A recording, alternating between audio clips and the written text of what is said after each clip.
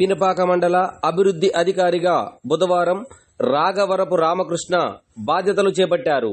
ఈ సందర్భంగా MPO Venkateswararao, APO Veerabhadraswamy, మండలంలోని వివిధ శాఖల అధికారులు, ప్రజాప్రతినిధులు మర్యాదపూర్వకంగా కలిసి పుష్పగుచ్చాన్ని అందజేసి ఘన స్వాగతాన్ని పలికారు. ముందుగా ఎంపీడీఓ ఎంపీపీ గుమ్మడి గాంధీని కలిశారు. అనంతరం ఎంపీడీఓ మాట్లాడుతూ మండల అభివృద్ధికి నిరంతరం కృషి చేస్తామని తెలిపారు. ప్రజలకు శక్తి వంచన లేకుండా తన సేవలు అందజేస్తామని ఈ సందర్భంగా ఆయన తెలియజేశారు. ఈ సందర్భంగా కాంగ్రెస్ సీనియర్ నాయకులు గంగిరెడ్డి వెంకటరెడ్డి, సొసైటీ డైరెక్టర్ కొండేరు రాము, మండల సెక్రటరీలు తదితరులు ఆయన్ని కలిసి శుభాకాంక్షలు తెలియజేశారు. సార్